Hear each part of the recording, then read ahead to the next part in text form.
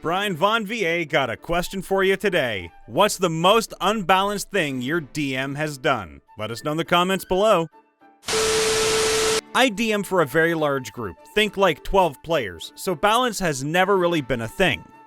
But on a whim, I set them against something like 80 level 5 Sahuagin minions, MC/DM minion rules, and then 6 priestesses with Sanctuary and Spirit Guardians pre-active guarding a Baron Astral Monk with 5 times max hit points, plus 10 to hit, and 8 attacks each round.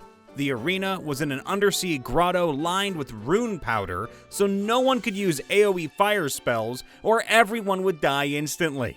Not a single PC went unconscious, and do you know what?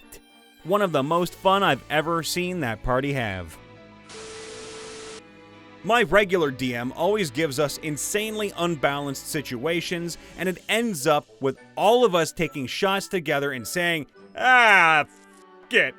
Some examples are Gladiator fight where 3 level 5s fought a CR 10 plus, I don't know his actual stats, just that he was basically twice our strength. Orc Champion of the Arena. We were allowed to place bets with 10-to-1 odds because this fight was to the death, no revives. I walked out with 20,000 gold. Party was split, just my Reborn Artificer and our Kobold Barbarian.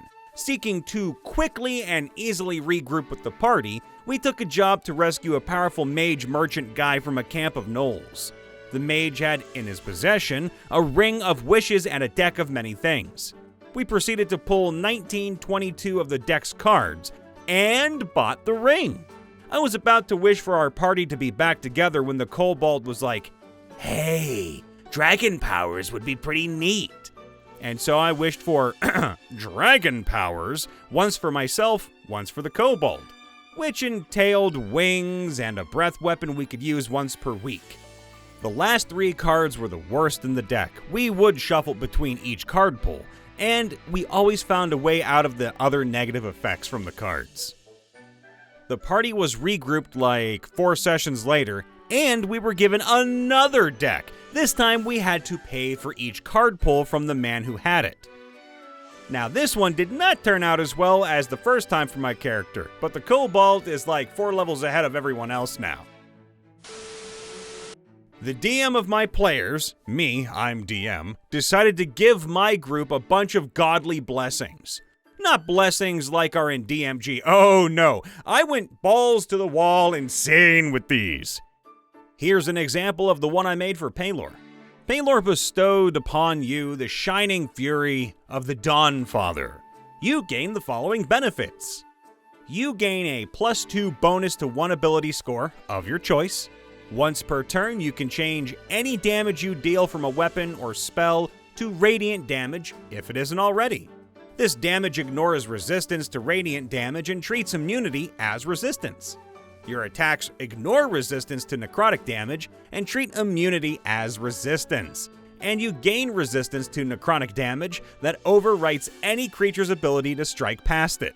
You gain immunity to the life-draining effects of necrotic areas. You are immune to any necrotic damage that is applied over a period of time. You are also immune to any ability drain, and you are always under the effect of the Freedom of Movement spell. You have a number of charges equal to your proficiency bonus, and you can use 1 charge to cast Invisibility or Scorching Ray, 2 charges to cast Fireball or Haste, and 3 charges to cast Greater Invisibility or Sickening Radiance. You regain expanded charges when you take a long rest.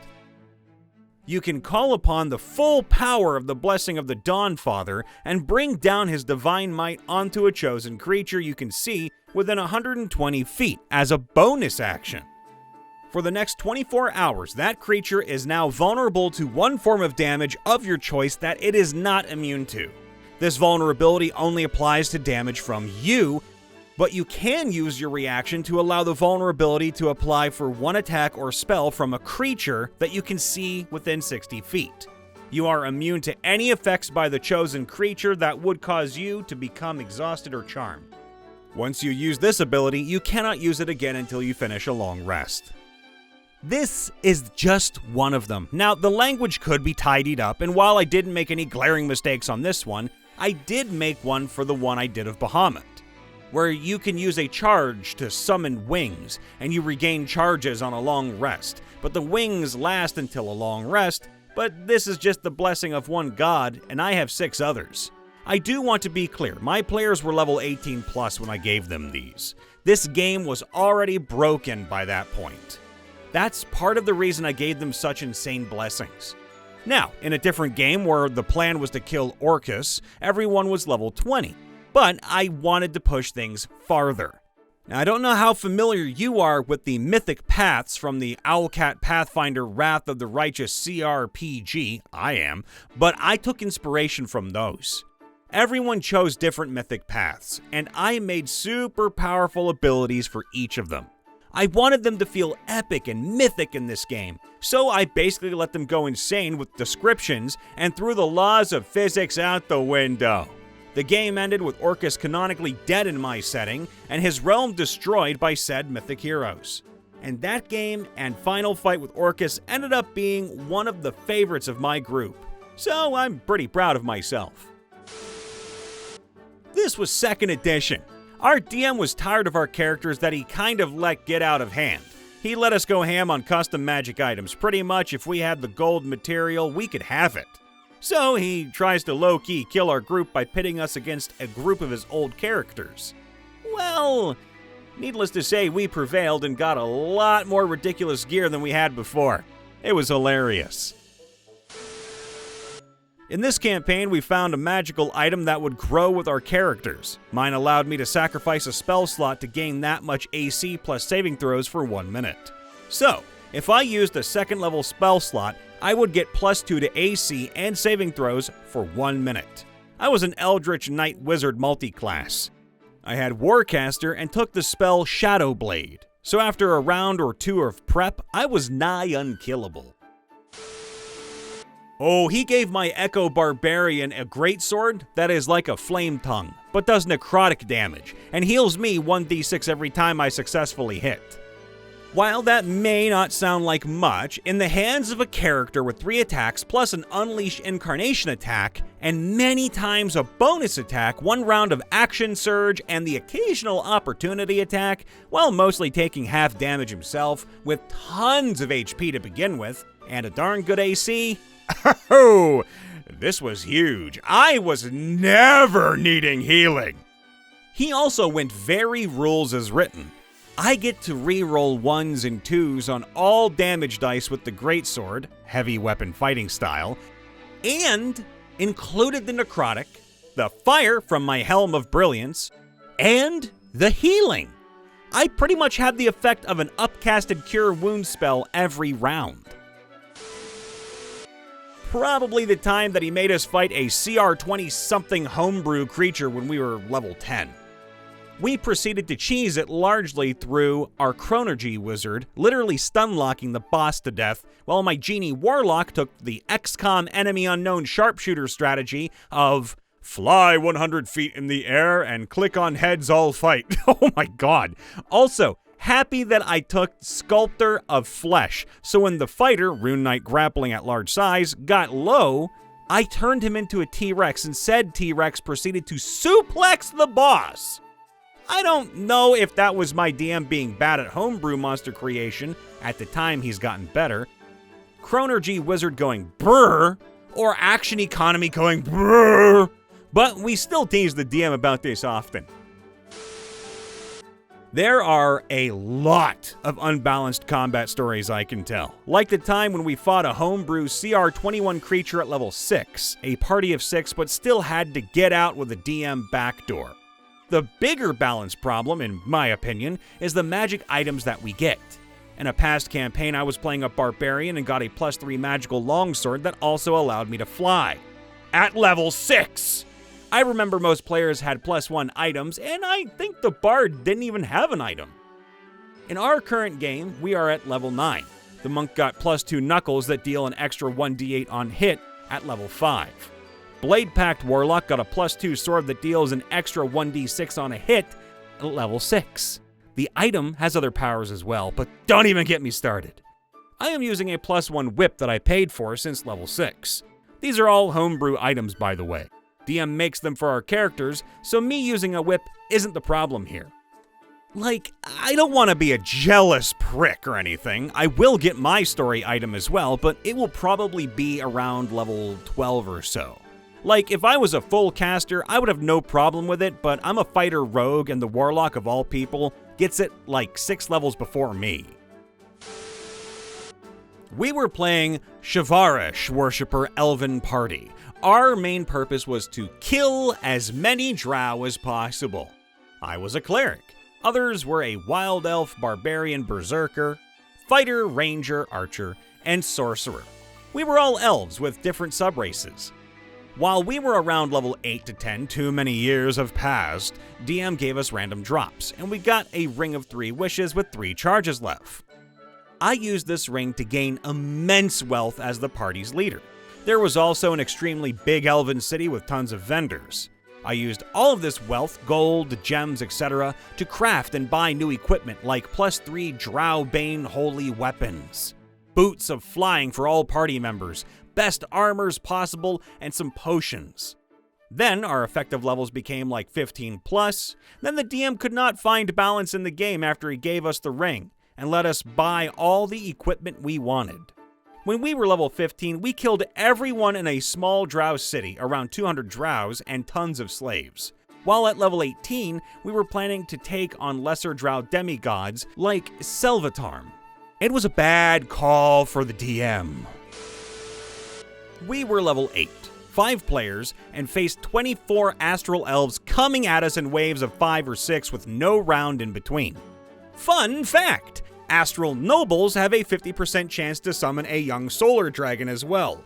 Either that, or when we faced a CR-15 Eldritch Lich with only 4 of us. We fought enemies that had poison arrows that did little damage but forced a con save. A fail, giving us 1d4 levels of exhaustion, or half as many on a success. You can imagine my shock when I got 2 levels of exhaustion on a successful save. That was some sort of special exhaustion that causes us to go unconscious instead of die at 6 levels.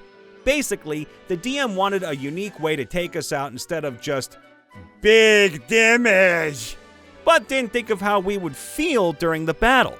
He later apologized and never did something similar since. Our GM was annoyed that we were using Counterspell to do things like keep players alive. Fireball the group? Fine. Fireball the group and kill a PC? Oh no, we're countering that. So he started giving Counterspell to every NPC that could cast. That led to all of our casters picking up Counterspell. One day, he sat down and told us he was tired of how much time Counterspell was taking up during combat. So his solution was to give 2 of our casters a magic item that could cast Counterspell 3 times per long rest as a free action. This way you won't have to decide if it's worth the spell slot. You could just, use it. Then in private, he complained about how his magic users were never able to get a spell off. It was just as much of a mechanical clusterfuck as you can imagine, and the campaign folded shortly thereafter. He's not a smart man when it comes to mechanics. A DM had a creature, giant space seahorse, come at us during a salvage operation in Spelljammer. The thing is, it was invisible, did a lot of damage, could turn back invisible after attacking, and could swallow opponents. It swallowed 3 NPCs and a PC who wasn't even at the session. When we figured out how to injure it, I summoned a draconic spirit with blind sight. It flew off into an asteroid that emitted radiant damage, which dispelled magic. There was no way to go after it to recover the body to reincarnate it. This was the DM's friend group, and I had joined the game from the outside. Nobody told their friend his character was dead. I checked in with him the day before and told him to make a new character. DM gave me a +2 Abyssal Longsword of Radiance, non-attuned. Thought that was pretty OP since I have a Blood Fury tattoo as well. I don't know how he's gonna balance fights, but we fight an ancient undead dragon named Akatosh next session, pretty sure. A different DM gave me a ring of spell storing, unattuned, because he loves giving out magic stuff. Well, I'm the DM of said unbalanced campaign at the moment.